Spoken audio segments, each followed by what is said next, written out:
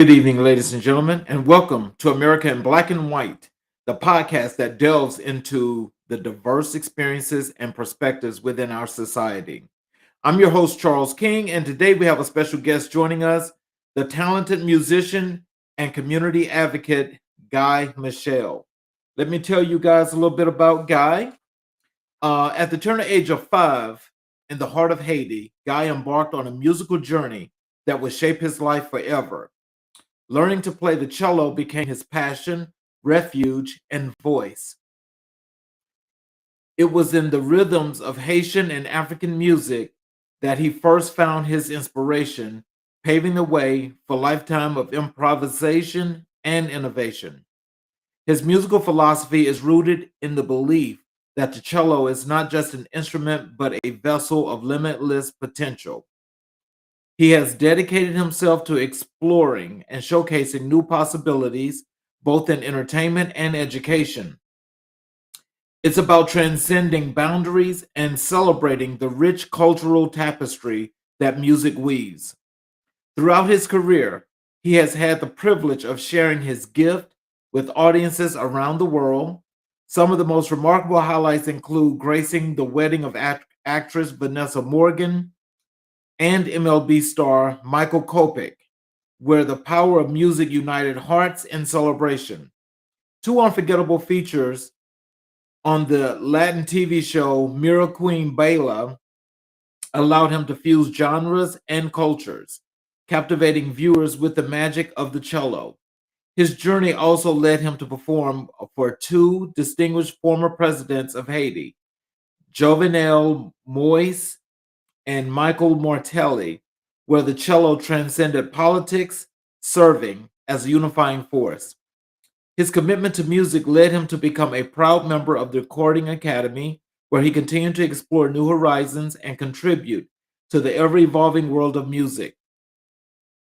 From local stages to national arenas and even international adventures, he has shared his musical vision with diverse audiences beyond the stage. He has held cello improvisation workshops, nurturing the next generation of musicians and spreading the joy of creative expression. His journey is a testament of the universal language of music, and his cello is the brush with which he paints the world in harmonious colors. As he continues to explore innovative and inspire, he invites you to join him on this remarkable odyssey of music, culture, and boundless possibilities. Ladies and gentlemen, I give you Mr. Guy Michel. Hey, how you doing?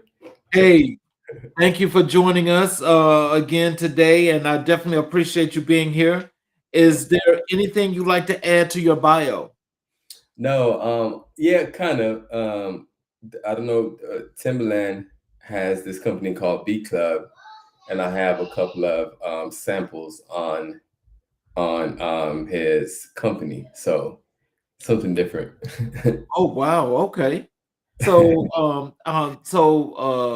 In that case, is it okay to ask? Are you like just a part of a record label now, or are you still an independent artist? Still independent.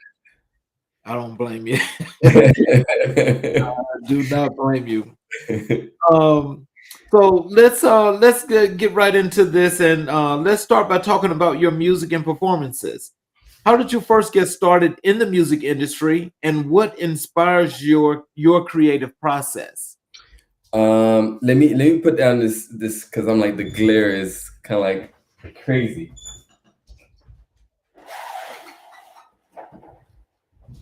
I actually started when I was 5.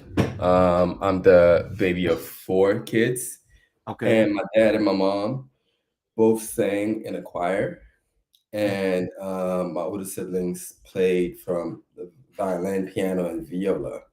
And the cello has always been my dad's favorite instrument. So I was the last kid. Oh, So wow. So you inherited all of that greatness. pretty much. Good deal. So what inspired you to pursue a career in music? Funny thing is, I was not even trying to pursue it because when I got here, the only thing that I was exposed to was classical music, the traditional way, and I was not interested in that because I grew up listening to music from my culture, Mhm, and there was not an avenue for me to explore these things. mhm, So I was like, well, it's not gonna happen. So when I went to college, I kind of like I was double majoring in music and computer engineering since I love math. So I figured, might as well pursue nu- uh, some kind of job in the numbers area. I didn't know what that was yet. mhm. And then I also love fitness. I teach martial arts right now. And for a while, I thought I was going to be the next. I don't know if you remember P90X back then. Yes, I was going to yes. be the next personal trainer, training people all over the world. Music just happened to, I won't say by accident because everything happens for a reason. Um, After I graduated college, I started going to different open mic nights, started playing with these guys that really reignited the joy that I had for music because these guys were playing with passion. And it was like exactly what I wanted to do because in terms of expressing myself freely and creatively. So I was like, one day I was like, you know what? Let me just post something on YouTube. And then that's how it started. The rest is history, and I think it's that cello, because the cello in itself is a very exotic, sultry, peaceful, loving, Yeah, instrument, and so it kinda like it just gives you all your life. I just put it like that. It just give you your whole life. exactly. And it's the rich tone. Every time I play the cello, people always say that it's the closest to the human voice. And that's why I guess it resonates with so many different people. Mhm. So, Wow. So, so can you tell us about a memorable performance or project that has had a significant impact on you and your audience? oof, it's kind of like a very tricky question. I think what started it all for me when I started playing live was I always tell the story of how when I realized that I could do this for a living is my first gig as a solo artist was at this art gallery. And although there was not a lot of people, but these were the gallery owners. And I did a performance for like about 10 to 15 people. Mhm, And it's just these, I guess they like what they saw. And I kept getting phone calls from these owners that they were also having events at their gallery. And then word started spreading because I was doing things differently. And because I was not going there with a music stand and sheet music like they probably would have expected. And I was playing soca, calypso, hip hop, and I was switching from different genres, like a almost like a DJ. So it's like kept the party going, and then that's when I realized, oh my gosh, I can do this, and it was kind of different. And I started creating my own path and creating my own style with a little bit of my background as well. So yeah, there you go. wow. So, with this being Haitian Heritage Month, I mean, are you in any a part of any festivals that's going on? Are you participating in any of those at this point? Yeah, actually, there was a an event on the actual Flag Day, which is May 18th, Mhm, where I actually created a visual. Crazy enough, I was not even thinking about that. I basically released a song for May 18th, mhm, and I created the art cover for it, which is a cello with the embedded in the Haitian flag. And then I guess I posted it on Facebook and Instagram, and the event organizer saw it and decided that she was gonna showcase my art cover in her gallery, and then have me perform. So crazy. Wow. Well, congratulations. I mean, Thank look, when you're doing good things, and that's expanding and spreading, people are always looking for that greatness. you. I try to do my best. Can you share a memorable moment from your musical journey, a personal In terms of what? your personal memorable moment as far as your musical journey goes? Okay. So I, even though the with the cello, I started branching out of the common stuff, because in the traditional way, the cello is always background, and all the melodies is always towards the violin and like the higher instruments. So the idea for a cellist to play solo is still somewhat uncommon. So the light bulb that went on was when I started experimenting with. I'm like, why do I have to be the background? I can choose to do a solo once in a blue moon. Let me try to work on expanding my vocabulary as if I was a singer. What if I could do that on the cello? And that's pretty much, I think that's the pivot in my cello playing, where now when I perform, I think of myself as a singer, and I try to emulate that on the cello. Oh wow. So that in itself, I mean, that's a whole new creation in its own right. Yeah, that's right. Now, that's truly inspiring. Shifting gears a bit, let's talk about culture and community. How do you see your music contributing to the cultural landscape and fostering a sense of community among your fans? um, well, a lot of I've been getting lately where people are saying, "Oh my gosh, I'm doing something different. I'm representing the Haitian community," because now, even though I play other genres, but there's always a sense of, Haitian music style incorporated in my playing. So I think my fans appreciate the fact that I'm kind of like deciding to not fit the norm and try things my way and see how it goes. Because I'm like, everybody has their voice, so no two people are the same, whether it's musically or just in life. So I'm like, everybody has their voice, their own musical touch, and you could go as far as you want. Just create your own way. That's why I always say I create my own lane, because there's only one of me. I'm gonna play the cello the way that I want, not the way somebody think I should play it. So Hearing you say that, that's comparable to what I know of Basquiat. And I've watched when I watched his movie, that biography that was done, it was it was touching, but also it was amazing to see the creative process. And it's like when I'm listening to you, the creative process is one that, kind of like, I guess when it hits your mind and you think about how you want to do it, and you get in there and you just make it happen. yes, So how does that make you feel when you think about that process?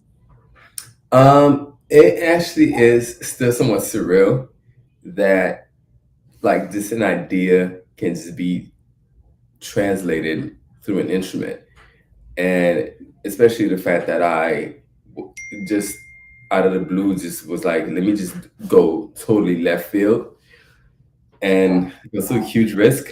I didn't know whether it was going to work or not, but it feels good now that I see people come up to me and ask me, "Oh my gosh, I've been trying to get out of the traditional way, and now that I see you doing your own thing, I want to be able to find my own voice through my instrument, through my cello."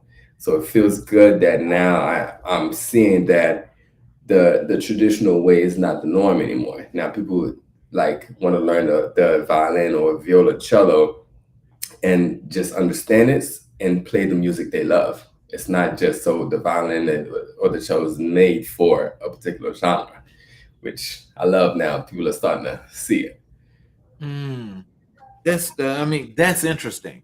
it. I mean, that's really interesting.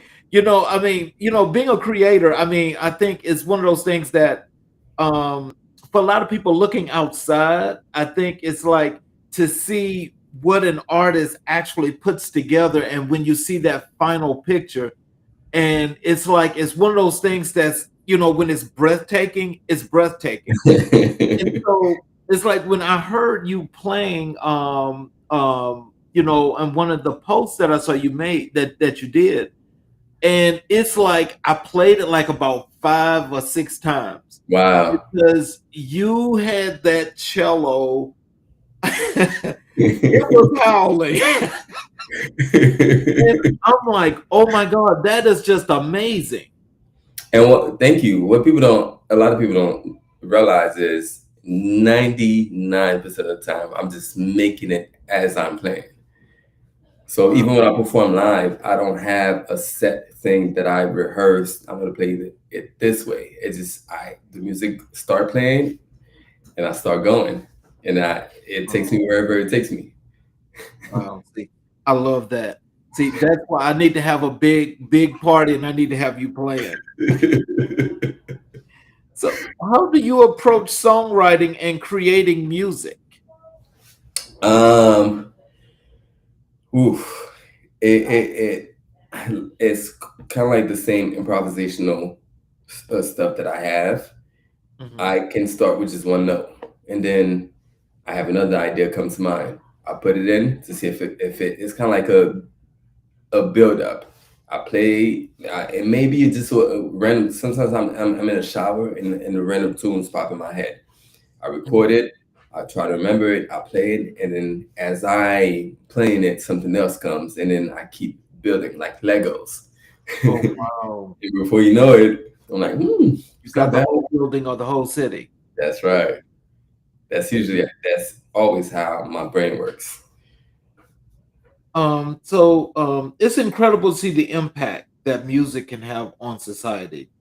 As a community advocate, what initiatives or projects are you currently involved in that are making a difference in your community? Okay, so the first thing is like the whole thing about the what the instrument is made for. There are a lot of people that think they're not in an orchestra, they can't play the cello. And now I've been going to different schools to play to do kind of like to do some talks with the kids, especially the ones that love the instrument but don't like classical music, which is okay because not a lot of people will like the genre. So just like some people don't like country music, some people don't like pop. It's okay. So, but they love the instrument. So now the impact that I see, like some kids pick up the cello and they love hip hop. A lot of them come up to me. They listen to J Cole. They want to be able to do whatever they heard, whatever the latest song is. They want to replicate that on the cello. I'm like, why not? Some Mm, people come up to me with Chinese music. I have no idea what that is, but I listen to it. They're like, hey, you can do that too. It's wherever your mind takes you, you can do that. It's an instrument mhm, like the guitar or drums. People don't learn the guitar to be in a guitar orchestra and play classical. You see Jimi Hendrix, they have the guitar, they play whatever they want. You mm, have singers. You have singers of a whole variety. Of the range is big. You don't learn to sing opera. You learn the mechanism of singing. They tell you this is how you breathe, this is how you project your voice, and then there are pop, R&B, soul, jazz singers. So why can't it be the same thing for these instruments? You understand? This is how you play the instrument. This mhm. is what the notes are, and then you take it wherever you want to take it. Wow. So, well, let me ask you this. I mean, that's a lot to pack. But um, so when you first started playing, did you actually have lessons or did you self teach yourself? No, I had lessons, but I'm very grateful to my teacher who actually exposed me. I think he was ahead of his time. I did not start playing classical music. I Mm, started playing Haitian music. I'm from Haiti. I'm gonna play Haitian music. That's what I grew up listening to. So the idea for you to tell me that I'm from Haiti, there are a lot of, you know, rich culture in Haiti. Then you mean to tell me I have to learn about Mozart in order for me to learn about African music? Make sense to me. mm, So he started teaching me how to play stuff from our culture, which is Haiti, which is very African based. There's a lot of drumming. There's a lot of different. There's like so many different genres within the same Haitian music. There's bossa nova. There's Haitian jazz. There's like what they call troubadour. There's compa. There's zouk. There's so many different things, and there's so many different composers. So the idea for you to tell me that I had to learn about Bach and Mozart, if I didn't like that, to me is crazy. I'm from Haiti. right. I get you. You know, that is again, that's another one of those things that, when you can build on your culture Right, and you have the expression of your culture that actually carries it the way it should be carried, and it has a way, especially when you listen at you playing the cello, how it, like, once it gets in the ear, into the mind, the spirit, and the soul, it automatically draws you. And I've got to say that I think when you're playing instruments like that, if people don't know how to listen to music, I mean, so we can understand that. But if you understand what you're listening to, then you have no choice but to just love this. You know? right. I mean, that's the whole point of music. It's supposed to tap into the emotion. Yeah. And it's not just technique, yeah. It's to showcase how great you are. But if the audience feel nothing, then you're doing nothing. Wow. So who were some of your musical influences and why? uh, well, the one of the presidents that I played for, he's like they call him the king of compa. It's like he's like our Michael Jackson.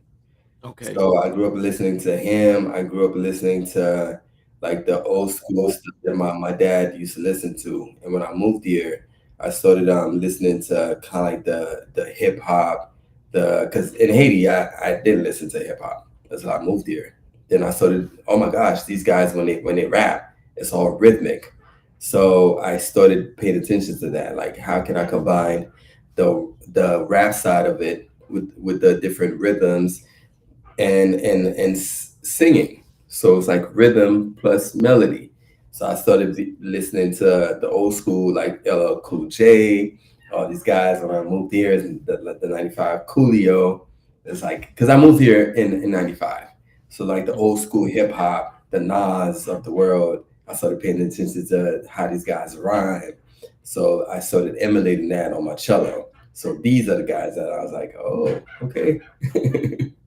Okay. Well, so with some of them being some of your influences, who is your biggest musical influence? Ooh. Right now, I would say this guy named Toby Ngwe. I always butcher his name. He is one of those people that just does things his way. And he's from Nigeria. He combined kind of like the same thing I'm doing right now. He does like the most left field, but he's into hip hop. But he sometimes combines some rock, some like you got to look him up. Like Mhm. that dude is incredible. Right now, he is my creative inspiration. Oh wow. So now here we go with this really big question here. Okay. What is your favorite song to perform live? Ooh. I know it might sound cliche. I don't have a favorite one. I Okay. usually play whatever get the people dancing. So Okay. sometimes what I may think will work, and it goes over the audience. And sometimes what I think may not work, the audience is like, "Ooh!" So I don't have a favorite. I just play So, whatever gets the people going. okay. Well, can you play something to get us going? Yeah. So I'm gonna play. It's like a calypso version of Haitian music. So they call it soca calypso, which is I'll play it and I'll play real quick, and hopefully you get a glimpse of part of my culture. Where's my bow? I had it. Give me 1 second.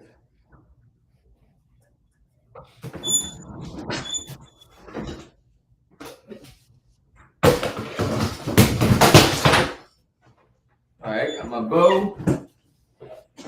So when I play, you're gonna tell me how the sound of the music is. If it's loud or too low, and I'll adjust it accordingly. Okay. Okay.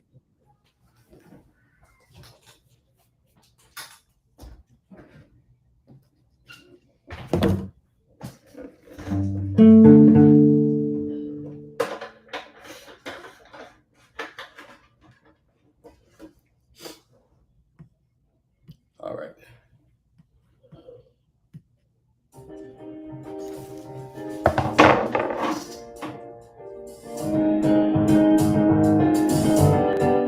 Can you hear it? Yeah.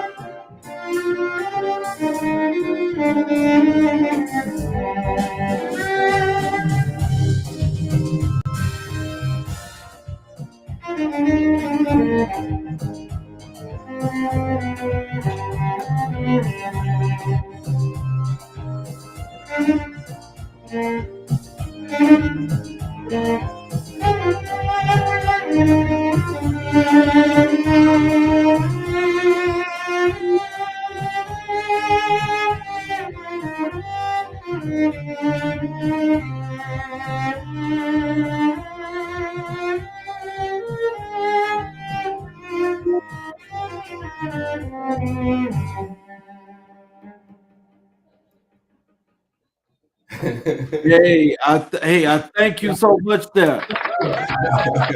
That was definitely all that. I love that. Thanks. See, that's big time right there. That's big time. Thank you. So that's kind of like a calypso version of our Haitian music. Okay. So how do you use your music contributing to social change or activism? Well, kind of like goes back to what I was saying about what the instrument is for. So my goal is to be like, it's not only what they've been telling us. You could use it to as a whether you want to do it professionally or not. You could use the cello either therapeutically or as a career. So I've been basically very vocal about I say the lie about what the instrument is capable of. And not to say that classical music is a bad thing, but it cannot be the only thing that kids are exposed to. They Mhm, should learn music. Music is the same. If I play one note, you won't be able to tell the difference in terms of genre. One mhm, note is the same note. As long as you understand where the notes go on the cello, that's what on the instrument, that's what it should be taught. And then if you decide to play classical music because you like it, then go for it. But if you don't like it, you don't have to play it. So that's why I'm so passionate about this subject. It gets me going. yeah, see, but see, I think that's the good thing when you get that passion like that. That passion is what makes your music like just have that burst that when people hear it, it's like it's just like, yeah, I'm feeling that. Like I want to tell you, when you was just playing just now, I was like, I was all over the place, but I will tell you, it reminded me of something that I heard in a movie. And so I'm like, that just got it going on. You just making it doing all this, that. I'm like, look, that's the way you do it. That's what's up. Thank you. I was in the moment. I was Yeah. in the moment. Can you tell us about a project or collaboration that has been particularly meaningful to you?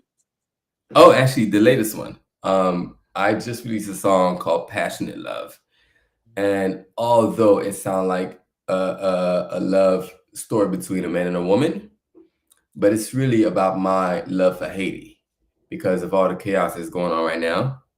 I would love to be able to travel because I've since '95 I've only been back once, and it was years ago because of all the turmoil. So that's pretty much why I wrote this song, "Passionate Love." Haiti is like it's embedded in me, and I always look forward to the day where I can travel freely, just like people go to Jamaica, people go to other countries, Mhm. and to be able to take my kids to where it all started to show them their roots. I want to be able to just go there on a random summer. So that's really what's like. It's this song. I know people always say this song means a lot, but this song really means a lot to me because that's the reason why I wrote it to Mhm. reflect my deep love for Haiti. So, what is the song about, and what is the gist point that you're So trying to make within the song? so it's called Passionate Love, and it's basically a man saying, basically, he want to take this girl, want to travel to Dubai and all these things, but he doesn't mention Haiti.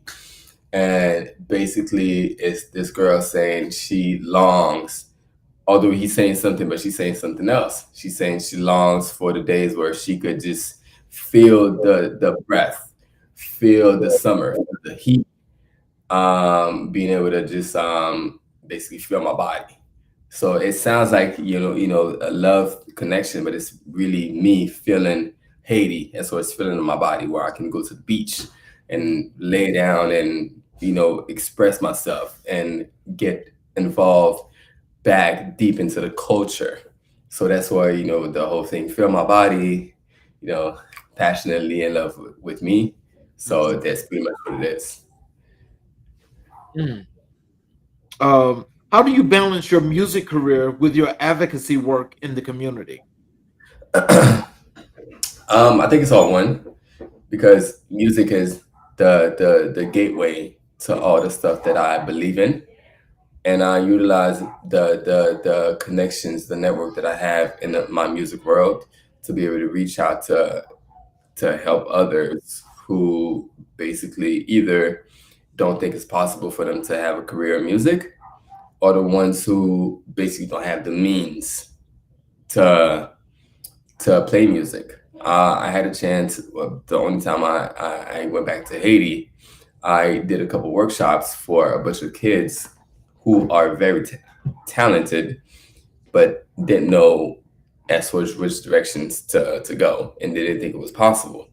But the fact that I went there inspired them to know that, hey, somebody like you from Haiti could actually make a career. You never know. Just got to keep at it. Don't lose hope, and then keep going, and then you never know where it could take you. But don't get discouraged. So that's why I'm like, music and advocacy is one, because music is only that's the only reason why I'm able to do it now, is because of what I've accomplished in Mhm. music. So, with the advocacy that you do within the community, um, can you like give us like the most inspirational part of what came to you that made you want to be an advocate? Because if I could do it on the cello, not only that, not only as a Mhm, black man from Haiti, playing a very rare instrument, which is the cello. If I'm able to do this for a living since 2008, mhm, it's possible. Like if I'm able to do it, and I'm a testament that I wake up, play the cello, I do this for a living, and I've been able to sustain that, to have a family, to pay for everything with a very rare instrument. Like, it's possible. So I usually have talks with people to say, hey, don't give up so easily, because it doesn't matter how niche, how crazy ideas are, you may go places. Because who would have thought that I'd be doing what I'm doing with the cello? Well, see, that's just the thing. So it's like with you being that lead person right now at this point, and let's say you're in Florida. Hmm. Okay, so being in the Southeast and you being what do they call them, Chilean? Uh, uh, okay, but you play the cello. So it's like there can't be that many people that's playing that instrument or playing it as good as you play it. So how do you get people to be inspired, more inspired, to come and learn to play this instrument, but also try to master it? I guess when the stuff they've seen on my social media, for me to go from a kid playing locally at different open mics Mhm, to being called to perform internationally. So a lot of kids are like, "Oh, you could do that? I didn't know you could play hip hop. I didn't know you could do this." A lot of them actually did not know that they could play stuff they like. mhm, Because even some of the parents that come up to me was like, "Oh my gosh, my kids come home to me playing like rock music." I'm like, "Yeah, it's possible. Why not? It's possible to play anything you like. Like, I'm not gonna force you to like your genre. You come from a different background from me. mhm, I come from a different background. Music is music. But if we both wanted to learn the same instrument, why would I force you to learn the songs that I like? I'm mhm, gonna teach you music so you can understand it, so you can play songs you like. Guess mhm, what? You're gonna be inspired. to continue to play because now you're doing the things you love. Right. So that's all I'm like, Wow. But you don't find many teachers actually that teach anything the way you just explained. Because now when most people give instructions, they give you instructions for what they say you should be in this lane right here doing this, just like this. You know? And so for you, it's like it's not this, it's this. yes, And so this is what I think a lot of people need to understand about how when they say people have different teaching styles, but which style is best for you. And see, I think when you give that expansive teaching style like that, it opens all floodgates for those that are creative and really want to learn, especially a sophisticated instrument like cello. right. I mean, that's the whole idea because I'm like, I know what I know. That's not what I'm here for. I'm here to teach you what you want to know. Mhm. I'm just the bridge. So I have the knowledge. I know music. I know the notes. So I'm not Okay. gonna tell you this. You should do it because you come. The only reason why you come up to me is because you want to understand music, so you can do the things you want. So why should I force you to do the things that I want? Exactly. That makes no Exactly. sense to me. Right. Um, can you tell us what drives your passion for empowering underprivileged youth through music education? Um, oof. My main motivation is to basically bypass the whole, I call it paradigm, that you have to do orchestra, you have to do all these things. That's my main motivation. Hey, to let these kids know, hey, the cello is not a classical instrument. The cello is an instrument. What you do with it is up to you. My goal is for it now for it to hopefully soon people will know that hey, this is the norm now. I want to play whatever instrument that I want. So if I want to play the cello and I want to get into a smooth R&B band playing the cello, that's what you like. That's what you like. If I want to be the next Motown of the cello, it Mm, is what it is. that's So that's my inspiration for music to really be an art where people can learn to express themselves creatively, artistically, and everybody would have their own voice. That's my goal. okay. How do you think music can bridge cultural divides and promote unity? Oof, music create emotion, Right. and music is therapeutic. A lot of people want music can make you very happy. It can make you very angry. So it is the main emotional force. So how you use it is basically solely up to you. So music can open up a lot of doors if you use it properly because it could make you feel empowered. It could make you feel motivated, and with if it's used in a positive way, then you could use that to do whatever you want. So let me ask you this, because like this just popped in my mind. When people are doing other genres of music and they go into a music studio and they use the little soundboards and they create tracks and they bounce this, that, and the other up and down, move all around. Then all of a sudden they have a finished product. Is it possible to do something like that with the cello? Yeah, I do that all the time. People call me. I actually Really? have a studio, a homemade studio. I don't know if you see my mic. Okay, yeah. Yeah, so I have a home studio where people basically send me an idea, and I just write the cello, and I create like different tracks, and I make it sound full, like yeah, like a whole orchestra. Sometimes I have like six, seven different parts, and I send it over, and then the music is created. So have you played with an orchestra before? I actually played with a few orchestras when I first came, Okay. um, but after I graduated, I got away from it. Okay. So, what about when you're doing your tour? Um, So when you do your tour, is it just you, or do you have like special guest people to do stuff with you?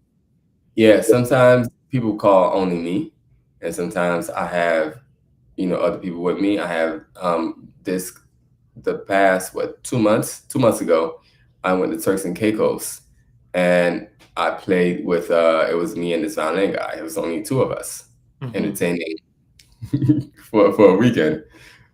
Oh So wow, it all in one, yeah. that was awesome. Do you ever record any of those? Oh yeah, I actually posted this, I think, a couple minutes ago, right before Okay. I got on this call. I posted us doing sound check, and then we was just jamming. Oh wow, see, I bet that was awesome. Oh yeah, it was an incredible time. It was awesome. Oh, what challenges have you faced in your career, and how have you overcome them? The challenge was when I first decided to pursue this as a solo career. People were like, nah, you can't do it. It's cello's background, cello's this, cello's that, but limited mindset. So it was hard for me to have people believe that they could hire me as the main person, and not just a violin well, now back then it was like just a DJ, or a rapper. So it was kind of like an uphill battle to let them know, hey, I can entertain you on the cello. It's not just the stuff that you hear and that you perceive. So it was really hard for me to pitch to people that hey, you want a cellist for your party? Be like, nah, come on, be serious. Well, hey, like those real classical upscale parties, I'm sure they definitely like to have cello players. Oh, for sure. Can you share a behind the scenes look at your creative process when working on a new song or project? Sometimes it's funny how people have different ticks before they to tap into the creative world. Especially as musicians, a lot of people, weed is a big thing. You go to the studio, like everybody's smoking weed, but I'm not a smoker. Mhm. But I use martial arts. I do a lot of like shadow box. I do a lot of crazy things to get my mind going. I'm like, like I'm getting ready for a battle. Okay. That's how I get in the zone. So then is that basically more of a mental focus thing for you? Yes. Wow. Okay. How do you stay motivated and inspired as an artist and community advocate? Because the job is not over yet. I'm just scratching the surface. If I stop doing it, then it's not gonna get done.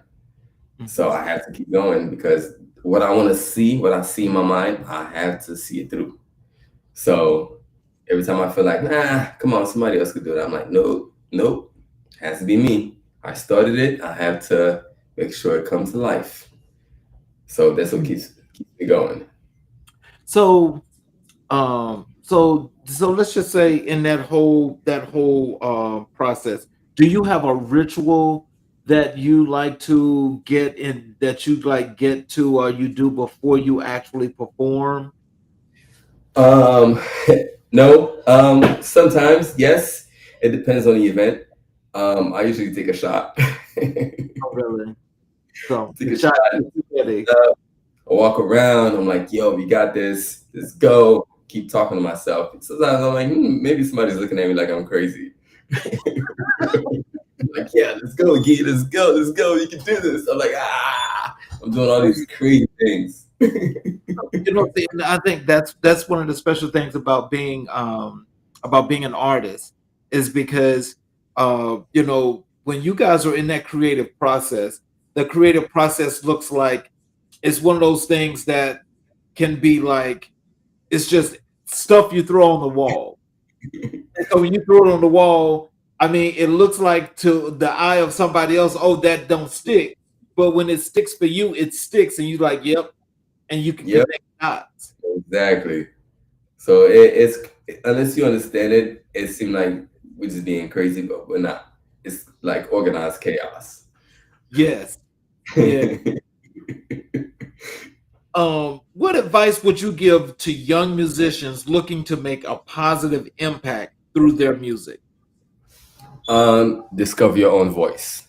Although it is good to imitate, but it's better to be unique Mhm. because what you have, if you focus on your own way of your own fingerprint, I would say, then you will go far versus trying to be do exactly what everybody else is doing. If I was doing what everybody else was doing, I would not be here right now.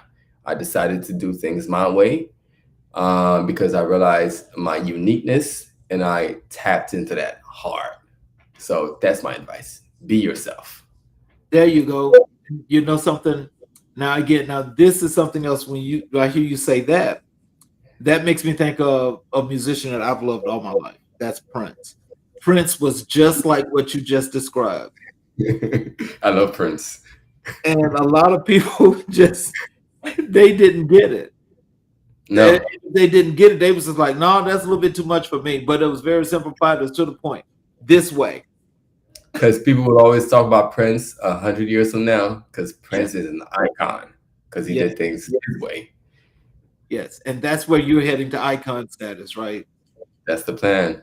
That's what's up.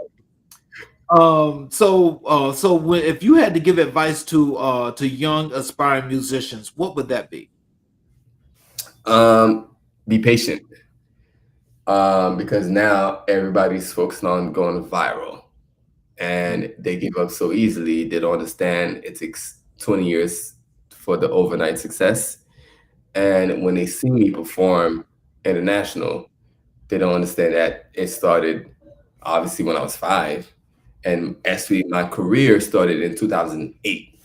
mhm. So it's been a long journey of ups and downs and a lot of disappointments. So now when they see me performing and they're like, oh my gosh, I want to do it now. But I'm like, no, you got to be patient.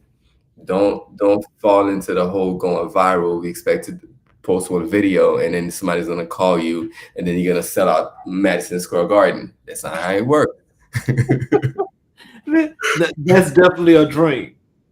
That's a dream. That's So definitely a it didn't work. So because opportunity can come to you, but if you're not ready, you can have the opportunity, but you're gonna mess it up. You see a lot of times people have like people go viral way too quickly and then they forget about you the next in 2 weeks because when these all these opportunities came, they were not ready because they were chasing virality. I chase consistency, there you go. Because that means that you're talking about longevity. longevity. That's Mm, it. So when opportunity comes, I built enough I put in the sweat enough to stay there. Once I get in the room, I'm in to stay because I'm mm, ready. I put in the work. I love that. Um, can you tell us how do you see the role of music evolving in society, particularly in addressing social issues? So now everybody's like talking about their feelings, and it's always constant. Even with the whole social things between what all the stuff we see going on now. So it's now more.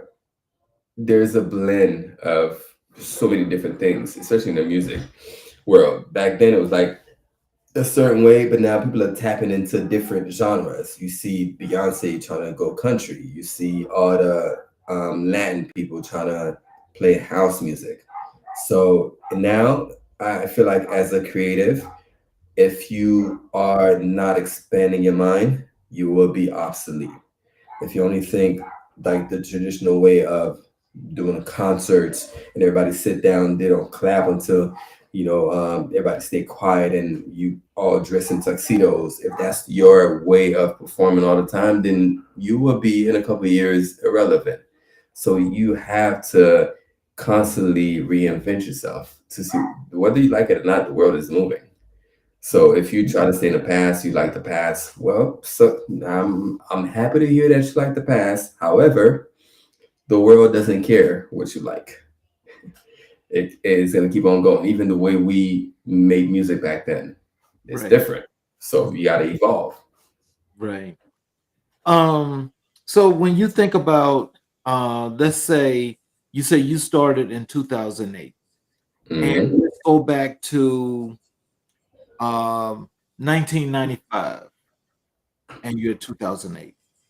Can you compare that that period in between to where you are now, where things have evolved and changed? Oh, for sure. 95, I was still a kid who, although I wanted to do the things that I'm doing now, that Hmm. I did not have the avenue. I was told this was the only way. Between 95 and 2008, I was confused and I Hmm. was frustrated because I was like, I want to play the things that I like, and people were telling me no.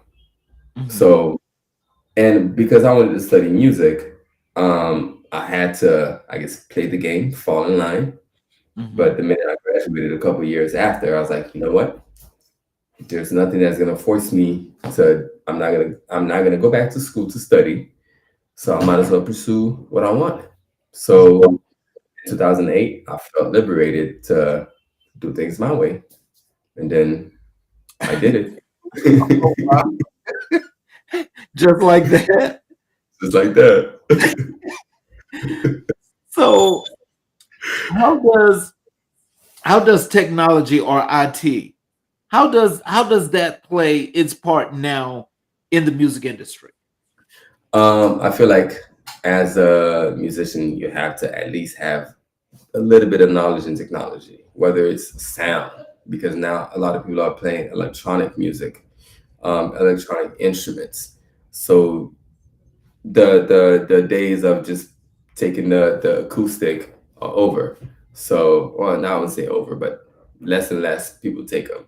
So you have to understand sound. You have to understand how to connect all the different. You almost got to think of yourself as a sound person when you're playing live. How do you connect? How do you project the best sound for people to hear? How do you use technologies if somebody asks you to do a recording? So, can you do that? Do you understand what to do? How do you create music? How to do all these little things? It's not just playing your little instrument and then have a recital and everybody clap. Like you have to put on so many different hats in terms of technology. Can you tell us, can you show us how do you actually count measures in music? Okay, so I'm gonna explain to you something like almost like bars. So Okay. I'm actually gonna get I'm gonna get my stuff to see if I can play something for you. So measures are like bars, Right. and we have it all the time. When we hear music, we tap our foot, Right. right? Right. So it's kind of like the same way. So when you hear, I'm gonna play a drum beat for you, and I'm Okay. gonna tell you what a measure is, and something simple that I think should be explained in a simple term that we try to overcomplicate it. But I'm Hmm. like, we all have that music. Um, natural. I'm gonna put a drum beat right now. Drum beat. I'm gonna put some. Okay. What kind of music do you like? Oh, I'm eclectic. I love all music. Okay. I'm gonna put a funk drum beat for you. Oh, okay. Okay, that's my time frame. Okay. Boom. So, At Fiverr, we all offer right. free Let's tutoring services. bypass this commercial. All right. So you tell me what you if you hear the music. Okay.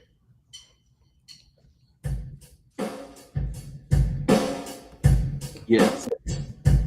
All right. It's more like hip hop. Let me give you another hip.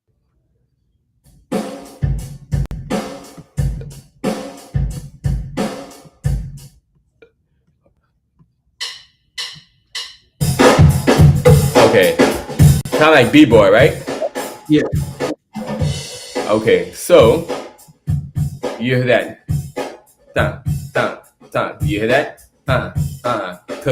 Cause see how you bobbing your head? Yeah. Automatically, you doing so. There's a thing called. I'm gonna lower this for a minute, so I could explain to you what that is. So you see how you doing? Dun, dun, dun, dun, dun, dun.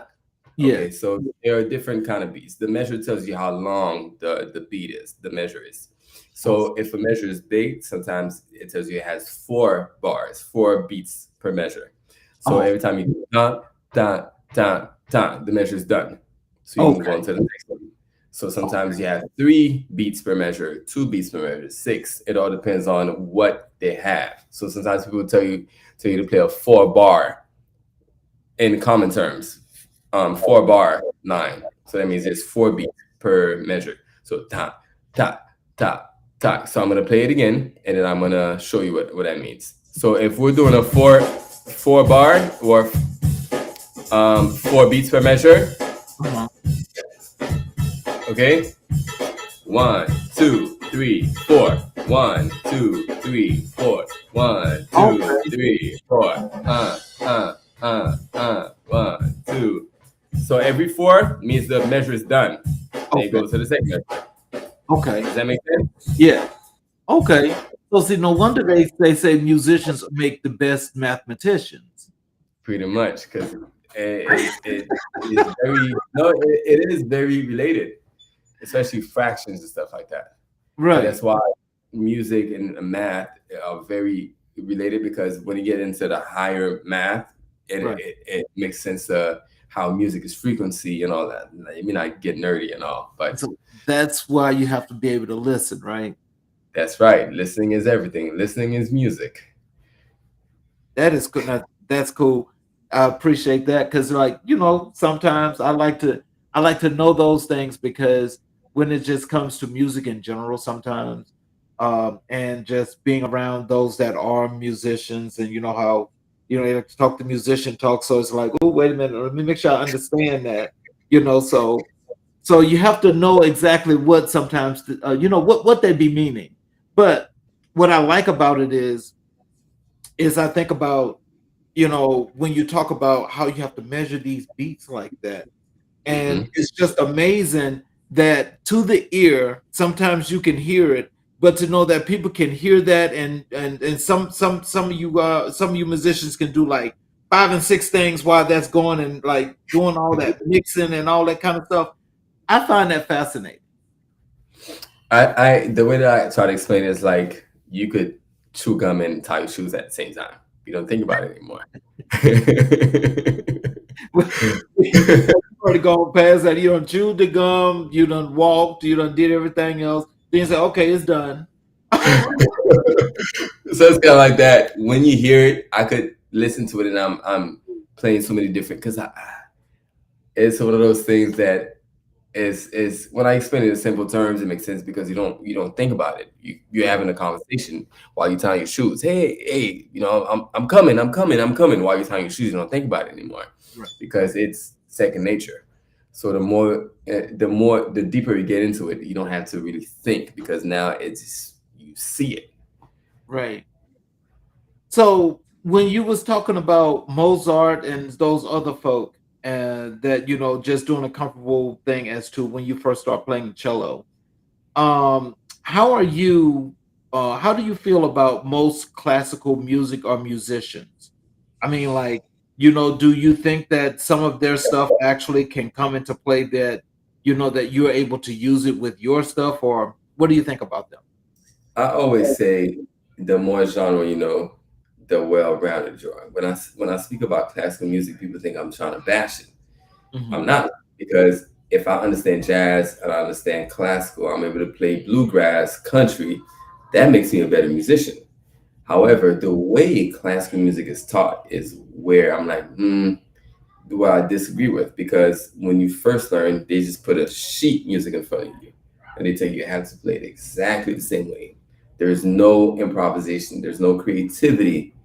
Because that's why a lot of musicians, once you take the sheet music away, they are lost. They cannot Hmm. play. A simple song you ask them to play without the sheet music, they could be the best musician technically. You take away the piece of paper and they sound like a beginner. They're all lost. So Mm, that's my problem with the way classical music is taught. Not just it's not the genre, but the way it is taught that I have a mm, problem with.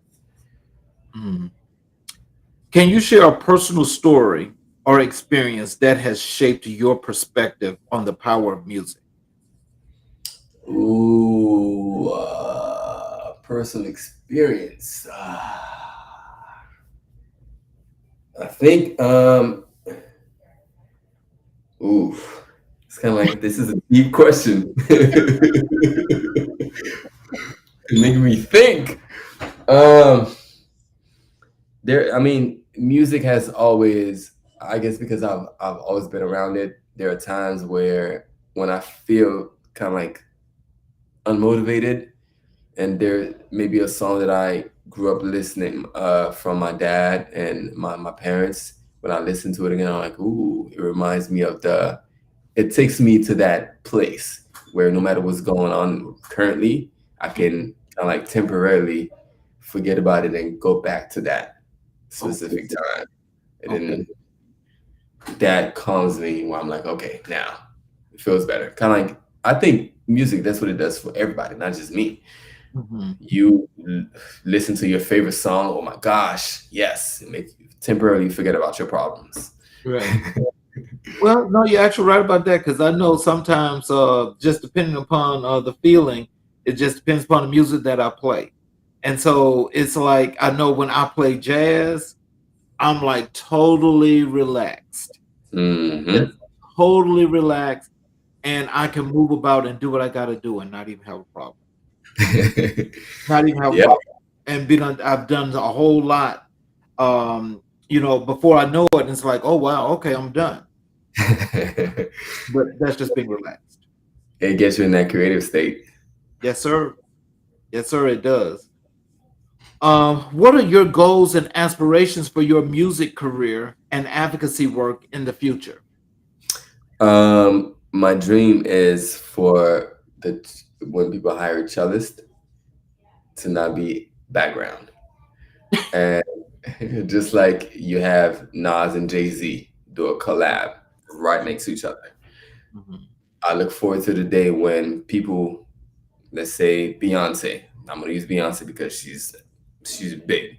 Beyonce asked me to perform. I want to be on stage with Beyonce. mhm, Beyonce's here. I'm a feature.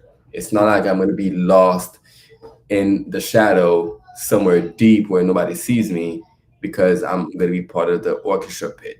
I want to be known as like same thing Jimi Hendrix. When people ask Jimi Hendrix to perform, to do a feature, Jimi Hendrix was on stage, on the main boy, stage.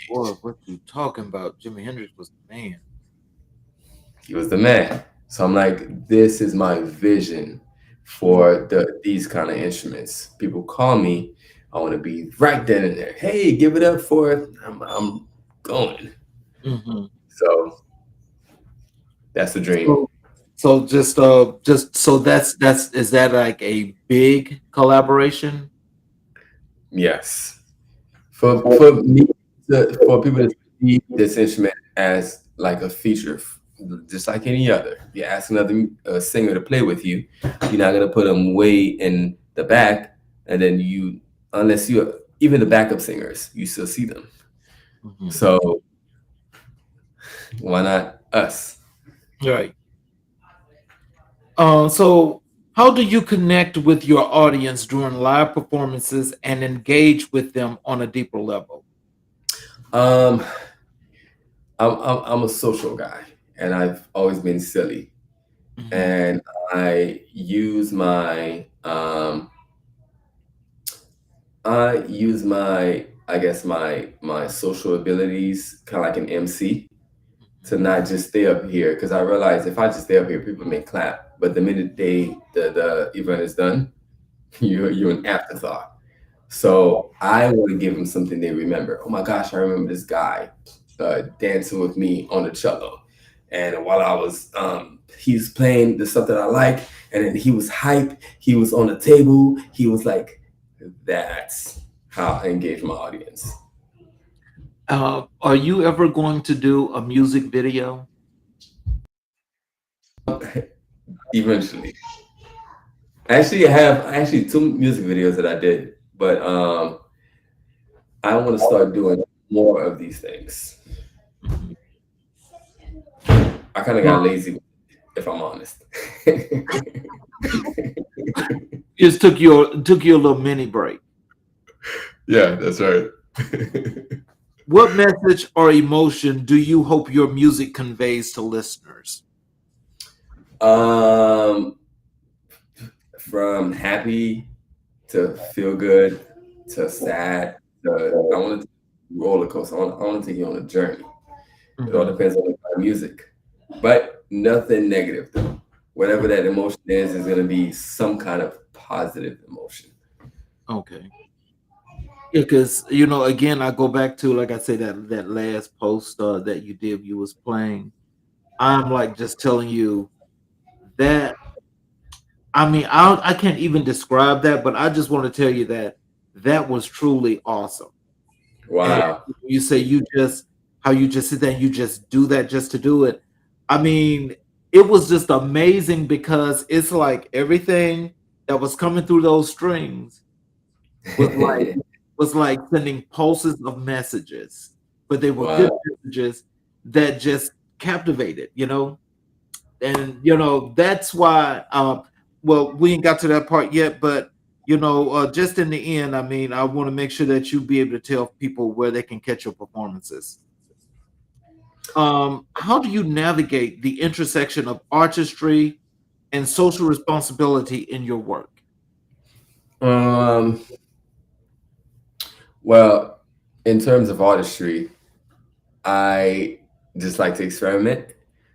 And in terms of social, I want when people hear me for them to know it's me and for people to know that I've basically built something that is unique to me and basically kind of like I'm expressing myself, kind of like a conversation. I don't need to put on a mask to pretend to be somebody that I'm not. When I do play, I want it to come from an authentic place. And this is my whole goal. Okay. Um, and so this last question was so we can get you off the hot seat. What upcoming projects or initiatives can we look forward to from you in the near future? I'm not sure I can talk about it yet, but it's a big project that I have coming up Okay. that shall remain discreet for now. Okay. For now, Okay. but I So is have it a just few one? things in international that I'm probably going to be doing some more traveling Okay. that I can talk about. But the main big one can't talk about it yet. Okay. That's fine. So where are you going to be traveling to? I go back to Turks and Caicos. They want me Okay. back. Okay. Well, I can And imagine that. yeah, they want me back, and I want to do some more national stuff. I want to start organizing some different pop-ups nationwide because I feel like Mhm. it's overdue for me to start hosting events, kind of like go on tour. Okay. I've been comfortable playing these like private events, but I think it's also good for me to start performing like outside of that realm for me to host Mhm. my own shows. Okay. Well, so that means then, are you going to have sponsorship when you do that, or are you just doing it on your own? Well, I'm hoping to if I don't have sponsorship, I'm gonna have to do it on my own. It's like Mhm. if there's no seat at the table, I'm bringing my own table. There you go. One way or the other, it won't happen. One way or the other, it's gonna happen. Well, so in closing, is there anything you'd like to leave? Let our audience know, you know, some kind of inspiration or something motivational that they should follow, you know, on your behalf. So whatever it is that you were hesitant about, do it. Because if I basically never took the first step in 2008, I would not be having this career that I'm having right now. So although it may have seemed like a an obstacle that I couldn't overcome, but I was like, I'm not gonna look at that. I'm just gonna look at the first couple steps, and we'll see where it goes. Take a chance. The worst you're gonna hear is the worst you're gonna get is it didn't work out. But the best you're gonna get is it worked out, and you're actually living out your dream. Mhm. So don't be overwhelmed by the amount of work that you're gonna do. Just go for it, and you never know. Mm. That's some pretty good stuff. So, if people needed to contact you or follow you, how could they do that? So basically, my website, you can basically see everything. So it's GUYMICHEL music.com. Once you're there, you're going to be able to see all my social media handles. Okay. And so that and they just follow you from all your social media handles from the website. Correct. Alrighty. Figured I'd just give them one place to go versus telling them a bunch of things so they could find me in just that one location. Yes, sir. And I want to thank you for taking the time to be here with us. I definitely enjoyed, and I'm sure everybody else out there enjoyed that segment where you actually got the opportunity to play that cello because it was definitely slamming. You're a great musician, and I'm looking forward to big things coming from you. And I will tell you, I will continue to follow because I definitely would love to have you come back. When we have that update for where you're at now, because you've Okay, already grown, but you're going to be at another level. I'm sure the next time we chat. that's right. And for all of you out there, I appreciate you. For those of you that are on the YouTube channel, if you would please hit the subscribe and notification buttons, I would definitely appreciate it because all of the support really matters. And I thank you all for being here. Thank you again, Guy, for blessing us with your presence. Everybody have a wonderful evening. And until tomorrow, you